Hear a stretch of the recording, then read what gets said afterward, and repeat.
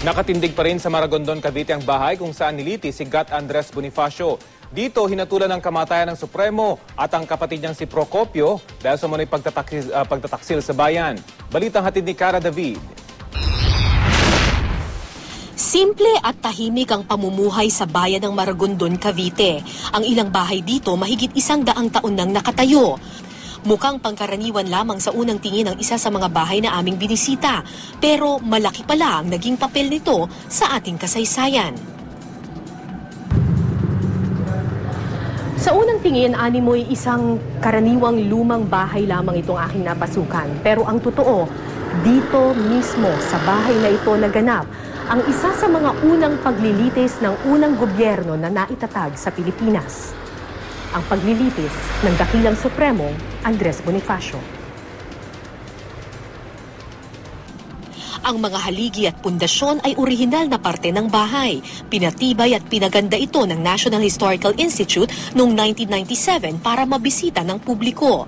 Saksi ang bahay na ito sa pagbaba ng hatol na kamatayan kay Andres Bonifacio at sa kanyang kapatid na si Procopio dahil sa umano'y pagtataksil nila sa bayan. Pinadakip ng nooy bagong halal na Pangulong si Emilio Aguinaldo sina Andres at Procopio at maging ang asawa ni Andres na si Gregoria de Jesus noong April 28, 1897. Hindi kasi kinilala ni Andres Bonifacio ang resulta ng Tejeros Convention kung saan nanalong Pangulo si Aguinaldo. Paniwala ni Bonifacio, dinaya siya. May 5, 1897, dinala sila sa bahay na ito para litisin. Dito mismo, sa hagdang ito, minsang lumakad ang dakilang Supremo ng Katipunan na si Andres Bonifacio. Dito siya lumakad habang dinala siya sa kanyang court-martial proceedings na naganap dito sa silid na ito.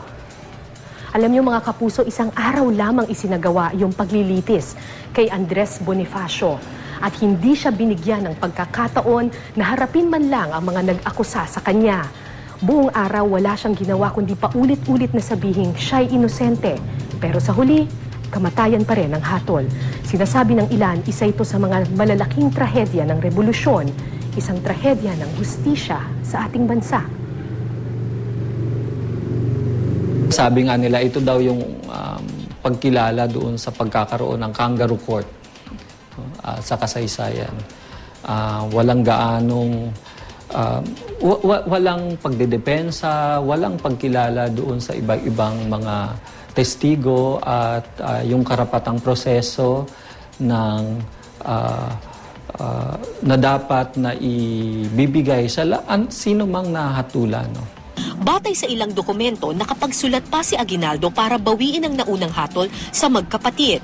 Pero hindi na raw ito nasunod. Sa bundok buntis, pinatay ang magkapatid. Hindi na nakita pa ang kanilang mga labi. Nang sila'y mamatay, nagtago ang mga miyembro ng pamilya Bonifacio sa takot na ipapatay rin sila. Ang ilan, nagpalit pa ng kanilang apelido. Para sa mga apo ni Bonifacio, hindi man daw nabigyan ng hustisya ang kanilang lolo, sana'y magsilbing hamon daw ito sa kasalukuyang pamahalaan. Ako ang hamon ko, lalo na sa gobyerno, ay itama at ituro ng maayos yung ating kasaysayan. Kay masakit man yan o hindi sa kung sino man ang maapektuhan, ipakita natin at ituro natin yung kasaysayan na ito ang nangyari. Tapos, sabihin natin sa kanila na kung ito ang nangyari at ito ay masama, wag na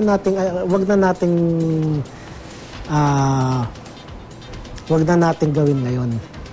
Sinong mag-aakala na sa tahimik na bahay na ito sa Maragondon, naganap ang isang paglilitis na ikinasawi ng isang bayani na ipinaglaban ng hustisya at kalayaan para sa mga Pilipino. Cara David, GMA News.